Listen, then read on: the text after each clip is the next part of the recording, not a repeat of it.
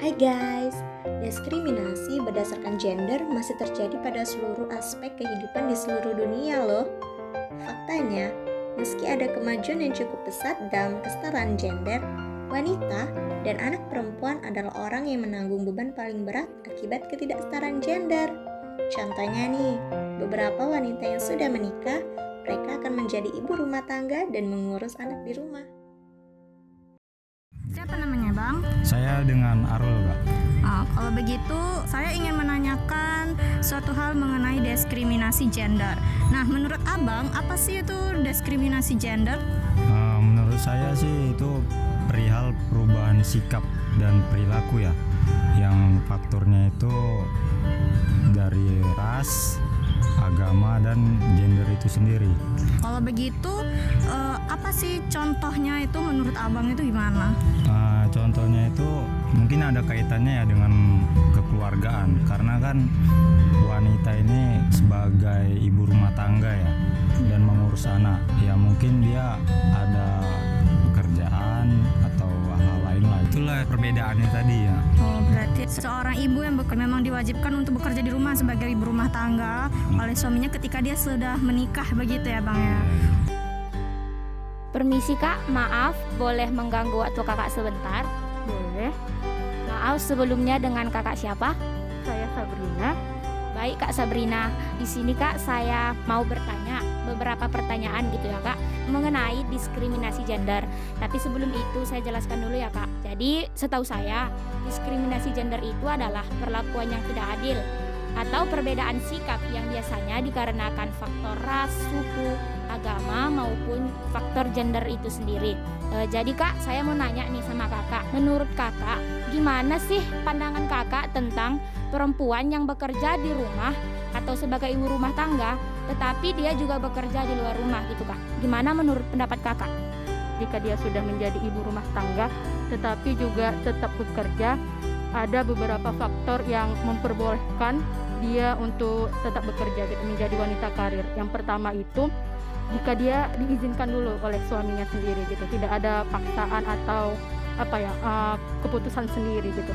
Dan yang kedua karena pengeluaran dari mereka itu cukup banyak, sementara pemasukan dari gaji suaminya itu sedikit gitu, tidak memenuhi. Jadi dia juga diperbolehkan untuk bekerja gitu, untuk membantu suaminya juga. Terus selanjutnya yang saya tahu juga karena dia orang yang dibutuhkan di lingkungan masyarakatnya gitu. Jadi tidak memungkinkan jika dia tidak bekerja, misalnya kayak menjadi guru, mengajar-ngajar anak-anak di lingkungannya, seperti itu yang saya tahu. Baik Kak, terima kasih Kak atas penjelasannya. Jadi kalau boleh saya simpulkan nih dari penjelasan Kakak tadi, seorang wanita itu boleh bekerja di luar rumah, itu harus memenuhi syarat 3 tadi ya Kak. Yang pertama itu harus mendapat restu dari suami. Terus yang kedua itu karena pendapatan rumah tangganya sedikit. Lalu karena faktor keadaan yang memang mengharuskan si perempuan ini untuk bekerja di luar rumah. Begitu ya Kak? Seperti itu kurang lebih. Baik Kak, terima kasih atas penjelasannya Kak. Assalamualaikum Kak, boleh tahu siapa namanya? Waalaikumsalam, nama saya Dian. Saya boleh minta waktunya sedikit untuk wawancarai kakak? Boleh? Saya ingin bertanya nih mengenai diskriminasi gender ya. Jadi ada pertanyaan yang ingin saya tanyakan ke kakak mengenai bagaimana sih jika perempuan itu sudah berumah tangga, apakah dia pantas untuk berkarir? Pantasnya itu tergantung kesepakatan sama suami ya Mbak. Tapi kalau menurut saya pantas-pantas aja selagi itu dapat izin dari suaminya dan nggak mengganggu kegiatan dia untuk mengurus suami dan anak-anaknya. Oke, perempuan yang sudah menikah itu bekerja, boleh-boleh saja ketika perempuan yang sudah menikah itu harus bekerja.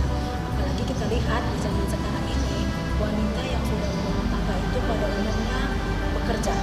Ya, ketika wanita yang sudah menikah itu dihadapkan harus 2 pilihan. Yang pertama itu dia harus memilih menjadi seorang ibu rumah tangga atau menjadi wanita karir. Dua-duanya sama-sama penting,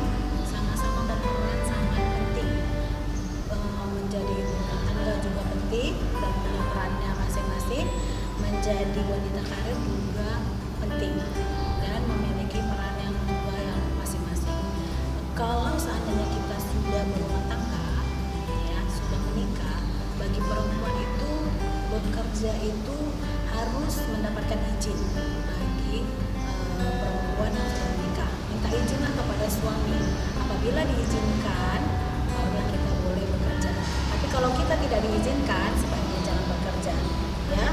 Lalu wanita yang sudah menikah memilih untuk bekerja itu terkadang bukan menjadi keinginannya, ada juga yang karena tuntutan. Apalagi kita lihat zaman sekarang ini ekonomi pun sulit, jadi untuk mencukupin kebutuhan ekonominya dia terpaksa dan harus bekerja. Ada juga dari segi lain, ketika wanita yang sudah menikah itu bekerja, dia memiliki kepuasan tersendiri, ya, kepuasan tersendiri, merasa dihargai.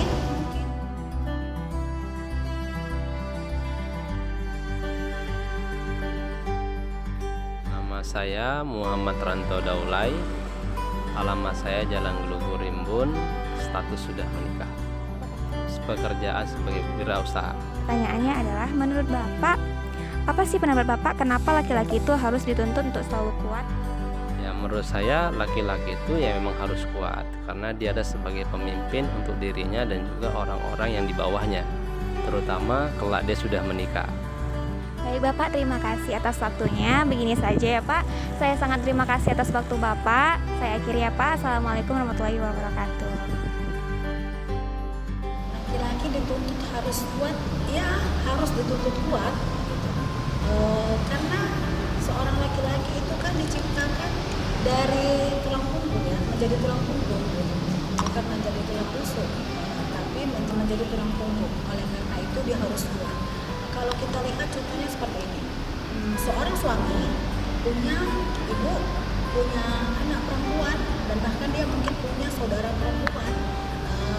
Semua mereka itu, di empatnya itu mereka mengadu kepada seorang laki-laki ataupun yang kita anggap tadi suami, anak, ataupun abang, ataupun ayah gitu. Oleh karena itu dia harus kuat menjadi seorang laki-laki. Selamat siang Kak. Ya, Bolehkah saya bertanya kepada Kakak tentang diskriminasi gender? boleh. Apa itu? Sebelumnya perkenalkan nama Kakak dulu. Nama saya Melinda Sabina. Oke baik Kak. Bagaimana menurut Kakak seorang wanita itu menjadi pemimpin? Menurut saya hal itu baik karena dikarenakan banyak kan stereotip masyarakat yang mengatakan bahwa perempuan itu atau wanita itu pekerjaannya tuh harus di dapur, ibu rumah tangga, seperti itu. Jadi dengan perempuan ini menjadi seorang pemimpin, hal itu bisa menyingkirkan stereotip yang ada tentang perempuan. Perempuan pantas enggaknya menjadi pemimpin itu kita lihat dari segi mana? Kalau kita lihat dari segi agama, jelas tidak boleh, karena pemimpin itu adalah laki-laki, imam itu kan laki-laki, jadi wanita tidak boleh menjadi pemimpin. Apa ada dalam sholat yang memimpin sholat itu lagi perempuan? Tidak ada, ya, tetap yang menjadi imam itu laki-laki. Tapi kalau kita lihat dari segi umum, wanita boleh-boleh saja menjadi pemimpin. Apalagi zaman sekarang banyak bahkan yang menjadi pemimpin itu seorang perempuan. Ada dari segi politik kita lihat yang memimpin itu perempuan. Dari segi sekolah, kepala sekolah perempuan. Banyak dari kepala-kepala bidang yang lain pun banyak yang menjadi seorang pemimpin itu perempuan. Jadi kalau dari segi umumnya tidak masalah, namun dari segi agama sebaiknya tidak. Oke.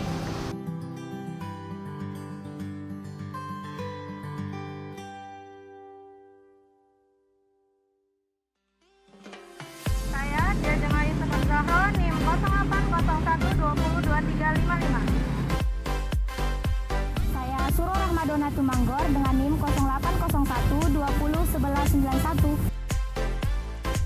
Saya Yohanes Widiropa dengan NIM 0801203024. Saya Rizky Indonesia Fitri NIM 0801202189.